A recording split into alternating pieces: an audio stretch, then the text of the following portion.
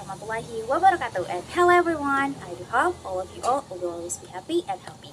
So today, I'm gonna present my topics or material about perkembangan peserta didik, where I did this part to finish my middle test from my lecture, named Hussein Fatima.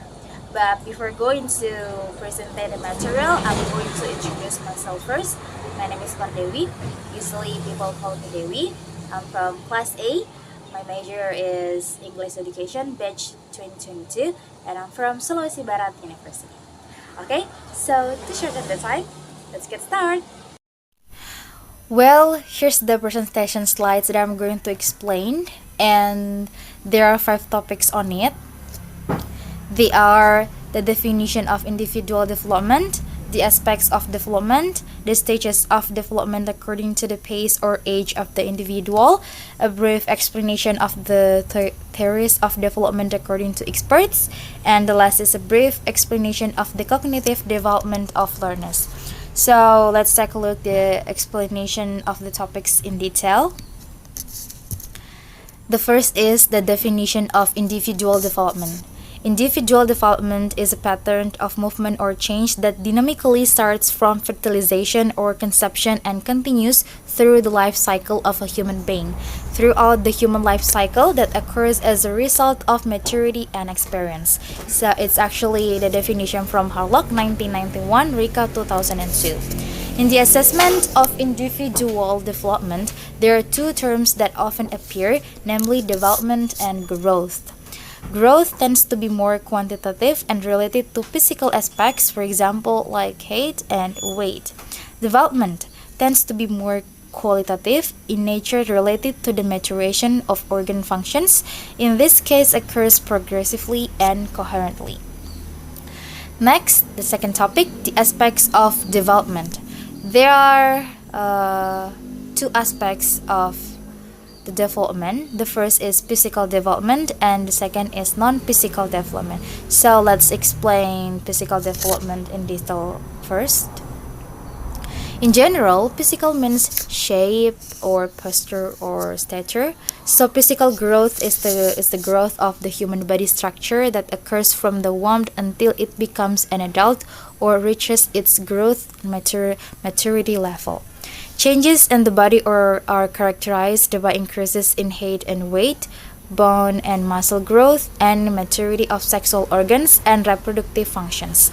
Physical changes in the brain so that its structure increasingly all increases cognitive abilities. It's from Piaget in Papalia and Olds 2001. Examples of physical development that occurs in infants are crawling, standing, walking, and running. Parents must know the development of their children so that they always maintain their nutritional intake and supportive family environment that helps them to grow and develop. This will also help development to develop optimally according to their age. Let's move about non-physical development. Non-physical development are also divided into some parts. They are intelligence, emotions, social, language, and personality. So let's explain it one by one. Intelligence, intellectual cognitive development is the change in mental abilities such as learning, memory, reasoning, thinking, and language. In its development, a child's intellectual ability is highly dependent on a variety of key factors, building nutritional health, physical fitness, socialization, and parental guidance. Emotions. Emotion can be formulated as an aroused state of the organism, including changes that are conscious, deep in nature, and changes in behavior. From Chippy Chaplin, 1982. Social. Shamsu Yusuf 2007 states that social development is the achievement of maturity in social relationships. Social development can also be interpreted as the process of learning to adjust to the norms of moral groups and traditions of melting into a single unit and communicating with each other in cooperation. What about language? Language is a means of communicating with other people. In the sense includes all ways of communicating in which thoughts and feelings are expressed in written, oral, gestural, or motion forms using words, sentences, sounds, symbols, pictures, or paintings. With language, all humans can recognize themselves, value humans, the surrounding nature, science, and moral or religious values. The last is personality.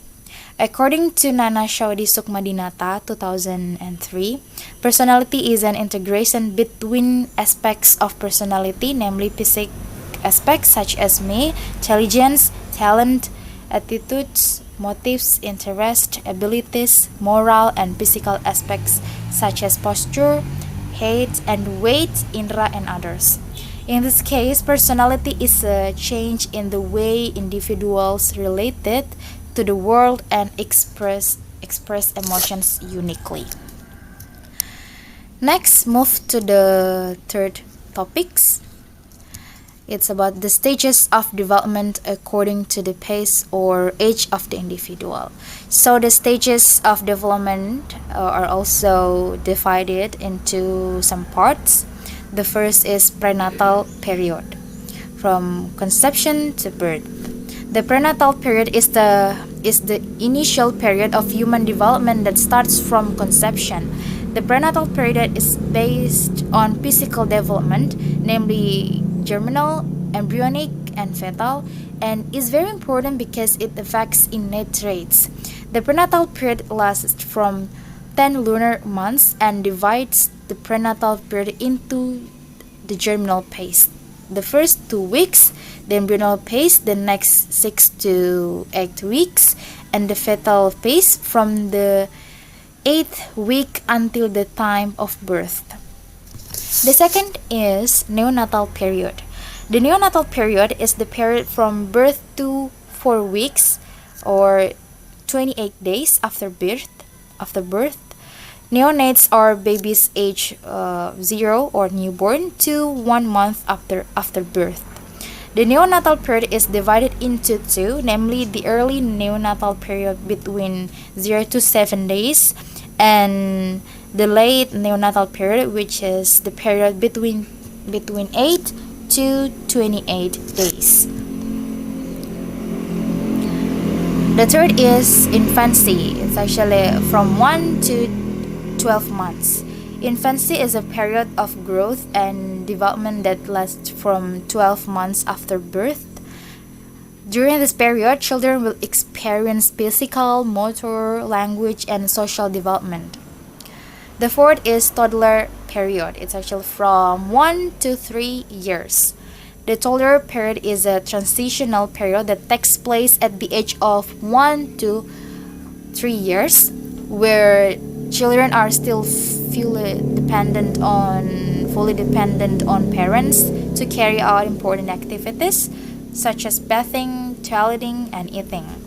During this period, nutrition plays an important role in child development, affecting motor, cognitive, and physical development. Slow motor development in toddlers can be caused by environmental factors such as heredity and environmental factors, as well as disease factors experienced by the child. The fifth is preschool period. It's actually from 2 to 6 years. The preschool period is a transitional period that takes place at the age of 2 to 6 years. In this preschool period, children will experience physical, motor, cognitive, social, and emotional development. Physical development that occurs during this preschool period is changes in body weight, body length, and motor skills. The sixth is school period or puberty. Puberty or school period is the period when a person has sexual maturity and maturity. Puberty is generally experienced by children at the age of transition from elementary school to junior high school.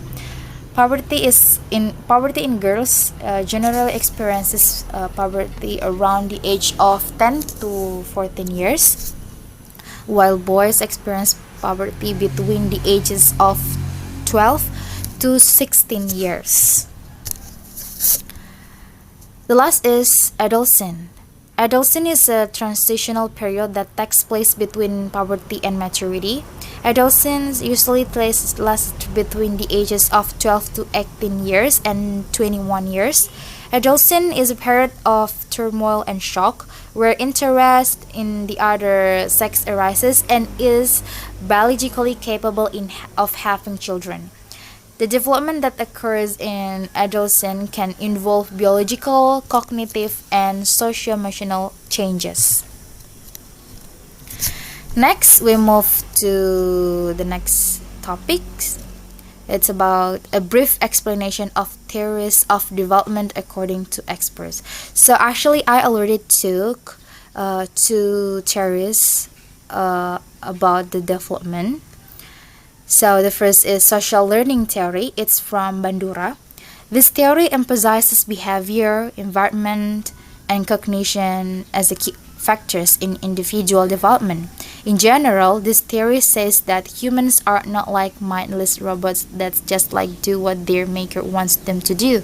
However, humans have a brain that can think, reason, assess, or compare things so that they can choose a direction for themselves.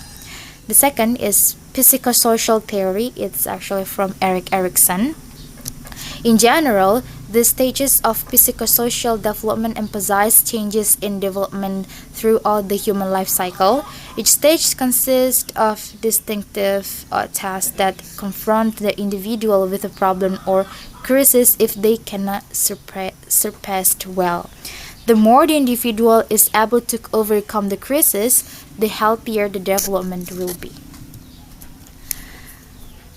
Next to the last topic is about a brief explanation of the cognitive development of learners. In simple terms, cognitive abilities can be experienced as a child's ability to think more complexly in terms of reasoning and problem solving. With the development of this cognitive ability, it will be easier for children to master broader general language so that children are able to function reasonably in their interactions with society and the daily environment. The development of his mind can be distinguished by two forms, namely formal development and material development.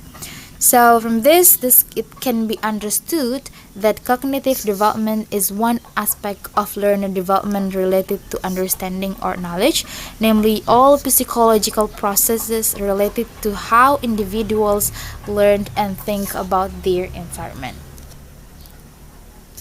So I think that's all the explanation about the whole topics, and I'm so sorry and I do apologize if I do mistakes. And the last I say, wassalamualaikum warahmatullahi wabarakatuh.